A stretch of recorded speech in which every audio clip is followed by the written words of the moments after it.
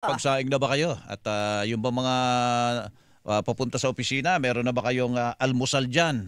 Ito, at pag-usapan natin ang tungkol sa pagkain, mga kapuso, yung mga magsasaka natin. Magandang umaga po sa inyo. Saan man kayo naroroon sa mga sandaling ito, tapos na po ba ang trabaho nyo sa inyong mga bukrin? Ayan, at pwede na daw kayong bumili ng 20 pesos na kada kilo ng bigas. Mga magsasaka, kayong mga umaani ng palay para pakainin ang mga Pilipino. Kayo pa! Kayo pa ang kinakapo sa pagkain.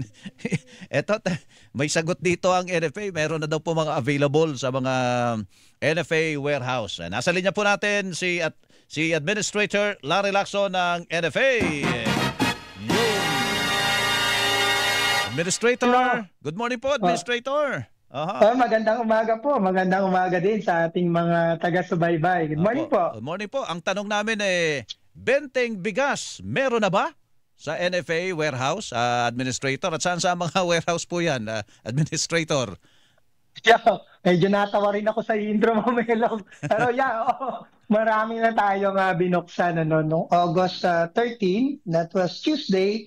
Nag-open po tayo ng mga 18 warehouses sa Region 2 at 3, no? Region 2 at 3, at saka sa parte ng Cordillera. No?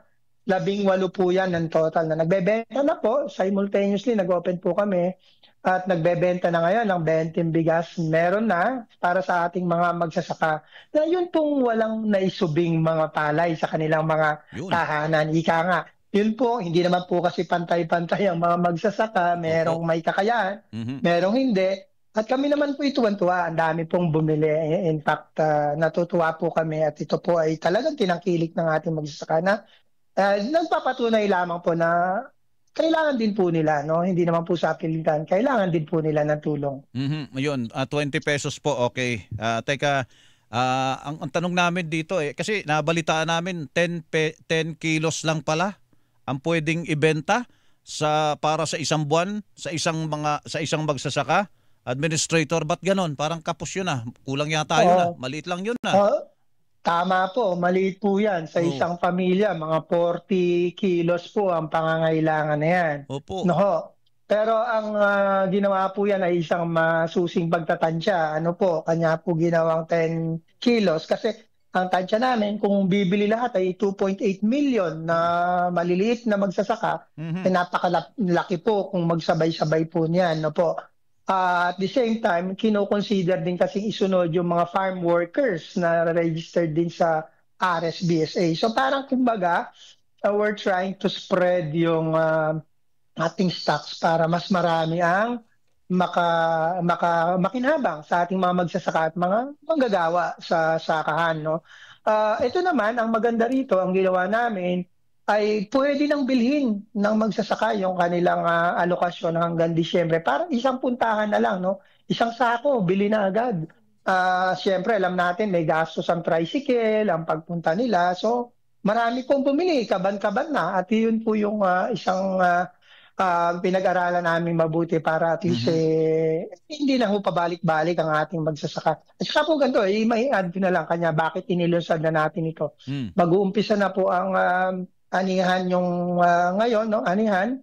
Ang idea po talaga is pagpunta po ng magsasaka at nagbenta siya ng palay, pag uwi niya, kung gusto niyang bumili ng bigas, makakabili na siya. Yun po, para at least isang puntahan lamang. Hanggang December, isang sako na po yun. 50 kilos po yun, Administrator, di ba? Tama po, tama po. Sa ngayon po, yun po ang ating isinadya muna. Opo. So parang ang kwentada dahil ilang buwan, August, September, October, November, 5 buwan nga po yun. So 10 kilos sa bawat buwan, 50 kilos, isang sako po yun. Pag bumili sila ngayon, hanggang December na po yun. Wala na munang balikan, Administrator. Opo. Yun po ang sa ngayon. Alam naman po natin kapag nagbabago ang stock level at pwede pong madagdagan yan. So hindi po natin sinasara yon. So dahil meron tayong para sa vulnerable sector, meron sa minimum wage earners. So lahat po yan kinakalibrate natin. In fact, napakahaba pong diskusyon yan sa department nung pinag-desisyonan kung ilang kilo ang dapat ibigay. So sabi na napagkasunduan na mainam initially ganito muna. Opo. Pero kailangan rehistrado sila doon sa Registry System for Basic Sectors in Agriculture. Paano yung mga hindi rehistrado doon, Administrator?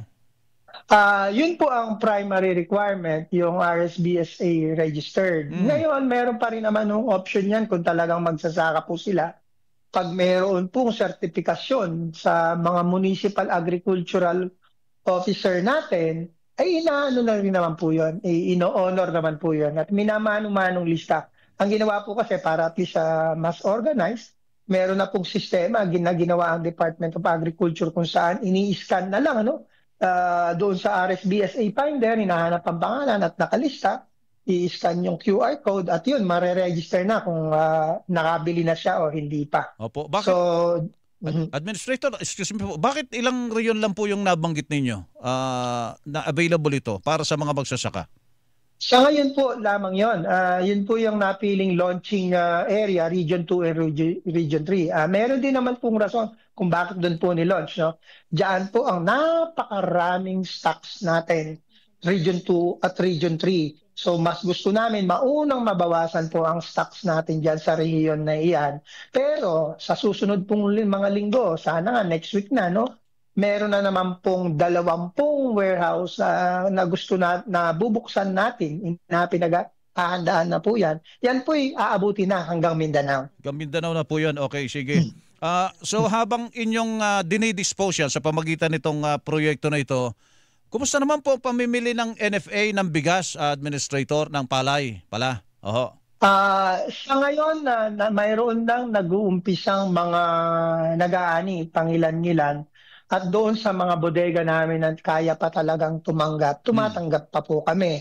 No, pero kanyang kaakibat nito, magpapa-auction na po kami ngayong Agosto para pag nag-Setyembre, ayan na, parating na talagang main harvest, maluwag na po sana ang mga bodega. At ayun, tama-tama rin, tapos na rin ang mga karamihan sa mga pinapa-repair naming warehouses. Kasi sa natapos na mga warehouses, 25 pa lamang out of 136. So ine-expect po natin yan September, October, tapos po yan. So in time po sa anihan. So kumbaga sabay-sabay po na i-unload, na i-auction at nabuksan yung mga bagong repair na bodega, makakapamili po tayo ng mahusay. Bakit parang medyo mabagal po ang paglabas ng mga bigas sa NFA warehouses, Administrator? Ano pong nagiging problema? Yun din ay isa rin na akong napapansin kasi lagi kong tinitingnan ng datos, no? Hindi ganun kabilis. Yan ay tingin ko mas masasagot ng department na mismo main, no, ng central office. Pero ang numero unong nagiging dito dahilan ay ang logistical problem. That's why ini-offer ko na agad yung mga bodega ng NFA na doon na para ma-solve yung logistical problem. Nandun na talaga agad ang stocks. No? At yun po ang numero unong reason dyan. At yun po, syempre, alam naman po natin yung 20 pesos na bigas, mayroong counterpart ng mga local government unit. 650 na subsidiya.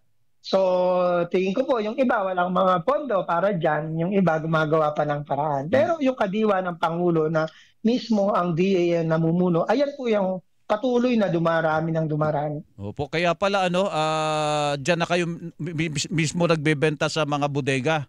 Kayo na yung dadayuhin dyan kasi kulang kayo sa mga truck para nalimpas sa kung saan yan, Administrator. Gastos din yun. Tama po, gastos po. Malaki pong gastos yan. Iyon po. So, habang nagpupulong-pulong kami, naiisip at sinabi ko nga, sa warehouse na tayo magbenta at i-open na natin sa ating mga magsasaka. At yun din po ang gusto ng ating sekretary. Kanya, eto na nga po.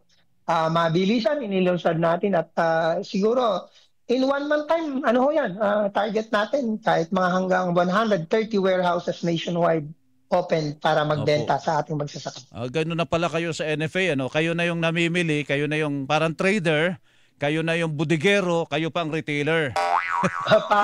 parang ganun po, pero ganito po yan eh. Actually, hindi po kami yung nagbebenta. Ganun pa rin po yung sistema. Si FTI pa rin po. Kumbaga, pinahiram po namin sila ng espasyo. O, dito na kayo magbenta sa NFA warehouse para ang pagkuha nyo, ayun, nasa likod nyo lang ang bodega, wala nang problema. So FTI pa rin naman po ang nagbebenta. Opo. Sa bagay nung araw po, na retailer naman talaga kayo dahil may mga outlet kayo sa mga palengke nung araw, di ba? Ay, marami po yan, mga accredited or licensed retailer. Na inaasam natin next year magkaganyan na po ulit. Ay, hari nawa po. Sige po. Hari nawa. Administrator, salamat po. Magandang umaga po sa inyo. Magandang umaga po at maraming salamat din po. Si Administrator Larry Lacson ng National Food Authority.